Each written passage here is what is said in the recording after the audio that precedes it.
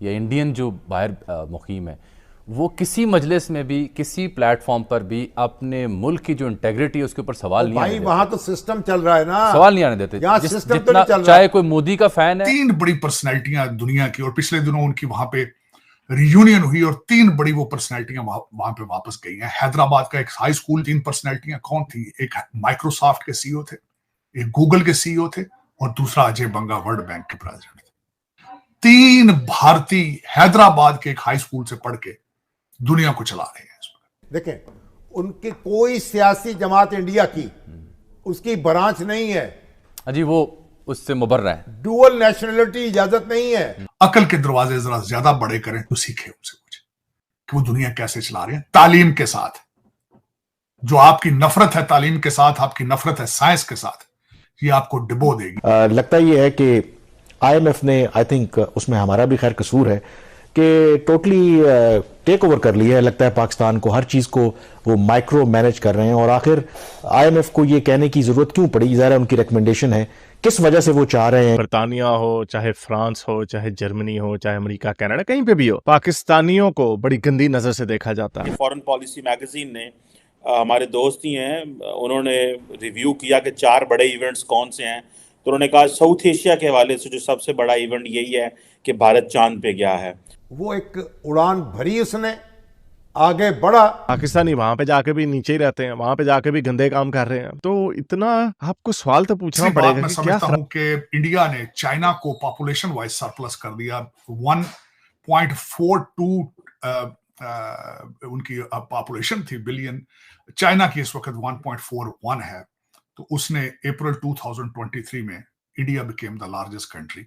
और दूसरा उसमें सबसे बड़ी बात यह है कि चाइना हमेशा अपनी पॉपुलेशन को बोझ समझता रहा है। उन्होंने वन चाइल्ड पॉलिसी वहां रखी, बाद में उन्होंने थोड़ी सी रिलैक्सेशन की, लेकिन इस वक्त जो है भारत की तरक्की का सीक्रेट उनकी मिडिल क्लास।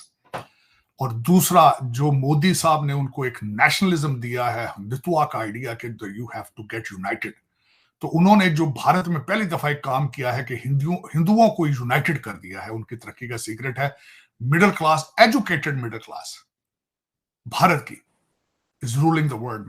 मैं इसमें कोई एग्जैजुरेट नहीं करूंगा, बल्कि कल शाम मैं किसी पार्टी में बैठा था, तो एक हैदराबाद का एक पब्लिक स्कूल है जहां से तीन बड़ी पर्सनैलिटियां दुनिया की, और पिछले दिनों उनकी वहां पे रियूनियन हुई और तीन बड़ी वो पर्सनैलिटियां वहां पे वापस गई हैं। हैदराबाद का एक हाई स्कूल जो कि निजाम हैदराबाद ने बनाया था। वो तीन पर्सनैलिटियां कौन थी? एक माइक्रोसॉफ्ट के सीईओ थे, एक गूगल के सीईओ थे, और दूसरा अजय बंगा वर्ल्ड बैंक के प्रेसिडेंट थे।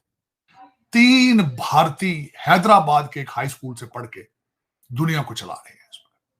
दुनिया को चला रहे हैं। अगर मेरे जो लौंडे लपाड़े हैं, अगर नफरतों के दरवाजे थोड़े छोटे करें, अकल के दरवाजे जरा ज्यादा बड़े करें, तो सीखे उनसे कुछ कि वो दुनिया कैसे चला रहे हैं तालीम के साथ। जो आपकी नफरत है तालीम के साथ, आपकी नफरत है साइंस के साथ, ये आपको डिबो देगी। आपके ये जो आते हैं सीएसएस अफसरान, जो जूनियर ब्रिटिश एजेंट हैं, यहां से कुछ भी नहीं लेके जाते।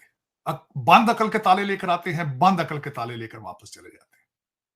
कहतुर रजाल है आज, ना सिर्फ पाकिस्तान में, in the entire Muslim world. 1.9 billion मुसलमान हैं और जलीलो ख्वार हो रहे हैं, चाहे अपने मुल्कों में हैं चाहे बाहर है। खुदा का एक अजाब नाजिल है क्योंकि आपने तालीम से मुंह फेर लिया। आपने ये कसमें खा ली हैं कि हमने पढ़ना नहीं, तालीम तरक्की हमने तरक्की तालीम से नहीं करनी, हम जिहाद से तरक्की करेंगे। खुदा दा नाजे, शर्म करो यार, खुद शर्म करो। हूं तो जंगा ड्रोन नाल हो रही जे, हूं तो कोविड अगले सटदे ने बना के तुहाडे अद्धियां नस्लां तबाह हो जाणियां तुहाडीਆਂ। ਤੁਸੀਂ ਲੱਗੇ ਉਰਦੂ 'ਚ ਟਵੀਟਾਂ ਕਰਨ ਦੇ, ਖੇਡਾਂ ਕਰਨ ਲੱਗੇ ਹੋ। ਕੁਝ ਅਕਲ ਦੇ ਹੱਥ को अकल खोलो अपनी, इंग्लिश पढ़ो, कुछ साइंस मैथ दे वाले पासे। अगला सवाल है, चंद्रयान चांद पर पहुंचा और फिर उन्होंने पीछे मुड़ के नहीं देखा। उसके बाद अभी तक वो वापस मुड़ के नहीं देख रहे क्योंकि वो नशे में चूर हैं अपनी तरक्की की। इसमें कोई शायद होना भी चाहिए, प्राइड होनी चाहिए अपने नेशन में।